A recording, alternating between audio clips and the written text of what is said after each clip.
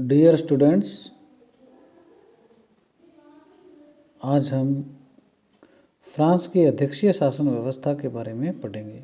इससे पूर्व हम लोगों ने ब्रिटेन की संसदीय प्रणाली और वहाँ की प्रशासन की जो विशेषताएं हैं उनके बारे में पढ़ा। इसके बाद में हमने अमेरिका की जो अध्यक्षीय प्रणाली है उसके गुण दोषों के बारे में पढ़ा और वहाँ की जब प्रशासनिक व्यवस्था है उसकी विशेषताओं के बारे में पढ़ा। आज हम क्या है, फ्रांस की एक विशिष्ट शासन व्यवस्था है उसके बारे में हम पढ़ते हैं। फ्रांस में क्या है, कार्यपालिका जो है उसके शीर्ष पर क्या है, दो प्रमुख होते हैं, राष्ट्रपति भी होते हैं और प्रधानमंत्री भी होते हैं, और दोनों को क्या है लगभग समान सी शक्तियाँ प्राप्त हैं। तो ये जो द्विशीर्ष वाली कार्यपालिका है ये अपने आप में क्या है, कई विशिष्टताओं से युक्त है।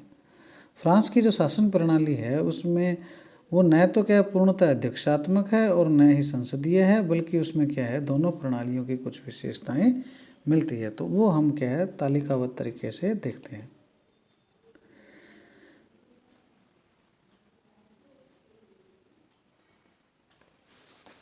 अब हम इसको क्या कंपेयर करते हैं थोड़ा, फ्रांस की व्यवस्था को जो संसदीय प्रणाली है उससे करते हैं। जैसे देखिए, जो विशुद्ध संसदीय प्रणाली है उसमें क्या है, दो प्रकार की कार्यपालिका होती है। एक तो क्या होती है वास्तविक कार्यपालिका और एक होती है नाम मात्र की कार्यपालिका।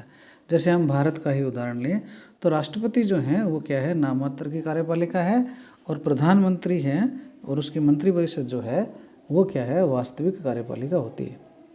जबकि फ्रांस में क्या है नाम मात्र की कार्यपालिका नहीं होती, बल्कि राष्ट्रपति क्या है सशक्त कार्यपालिका है।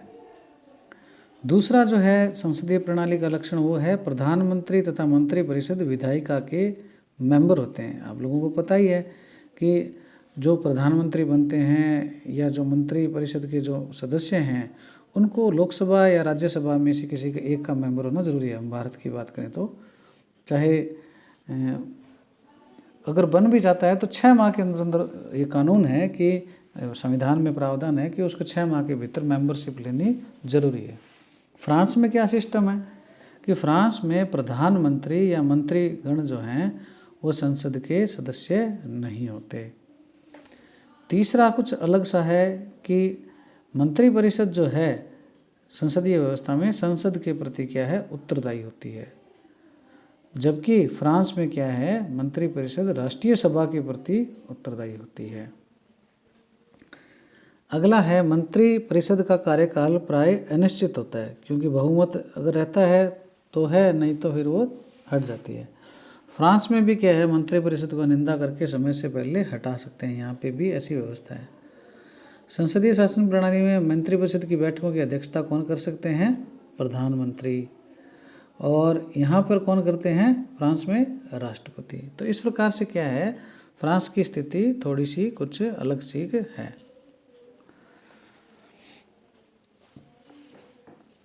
इसके अलावा जो शासन का अध्यक्ष है मंत्रिपरिषद में संसदीय व्यवस्था में वो क्या है परामर्श से कार्य करता है। हम लोग पढ़ चुके हैं राष्ट्रपति क्या है मंत्रिपरिषद के परामर्श से काम करता है, जबकि फ्रांस में क्या होता है फ्रांस का राष्ट्रपति प्रत्येक कार्य के लिए मंत्रिपरिषद के परामर्श के लिए बाध्य नहीं है। एक और अलग बात है कि संसदीय व्यवस्था जो है उसमें क्या है मंत्रिपरिषद में सामूहिक उत्तरदायित्व का सिद्धांत लागू होता है, कलेक्टिव रेस्पॉन्सिबिलिटी, जबकि फ्रांस में क्या है सैद्धांतिक रूप से फ्रांस में भी ऐसा लगभग रूप से है। तो इस प्रकार से ये थोड़ा सा क्या है संसदीय और अध्यक्षात्मक के गुण होने की वजह से क्या हमने अभी क्या है संसदीय जो व्यवस्था है शासन प्रणाली है उससे क्या है कंपेयर किया है। अब हम देखते हैं इसके बाद में अध्यक्षीय जो प्रणाली है उससे क्या इसकी स्थिति है। जैसे अध्यक्षीय प्रणाली जो है अमेरिका की बात करें विशुद्ध अध्यक्षीय प्रणाली है, वहाँ क्या एकल कार्यपालिका है, जबकि फ्रांस में कैसी स्थिति है दोहरी है। यहाँ दोहरी कार्यपालिका है, राष्ट्रपति भी है और प्रधानमंत्री भी है।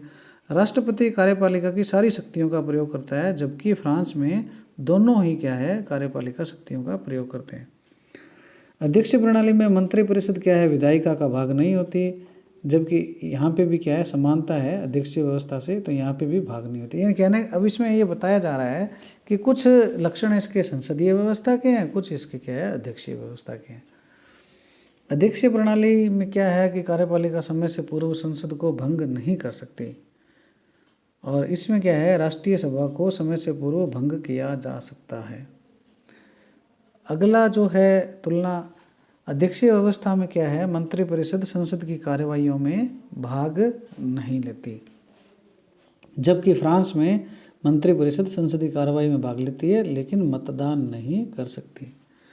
अगला जो है वो है शक्ति पृथक्करण का सिद्धांत क्या है, अमेरिका की अध्यक्षीय प्रणाली में लागू होता है, जबकि फ्रांस में भी क्या है, शक्ति पृथक्करण का सिद्धांत लागू होता है लेकिन वो 100% नहीं है। तो कुल मिलाकर अपने आप में क्या है, फ्रांस की जो व्यवस्था है वो अनोखी है, और कुछ उसमें लक्षण अमेरिका के समान हैं तो कुछ क्या है ब्रिटिश संसदीय प्रणाली जैसे हैं। तो ना तो ये विशुद्ध रूप से अध्यक्षीय कहलाती है और न ही क्या है ये संसदीय कहलाती है। फ्रांस के जनरल डी जो गाल थे उन्होंने क्या है ये मिश्रित व्यवस्था सन 1958 में क्या है तत्कालीन जो गृह युद्ध की आशंका थी और अस्थिर जो राजनीति थी उसके परिप्रेक्ष्य में की थी, लेकिन पांचवें गणराज्य की वर्तमान विशेषताओं तथा शासन व्यवस्था के द्वारा फ्रांस न केवल 4 दशक से राजनीतिक रूप से स्थिर है बल्कि विश्व की गिनी चुनी महाशक्तियों में भी शामिल है।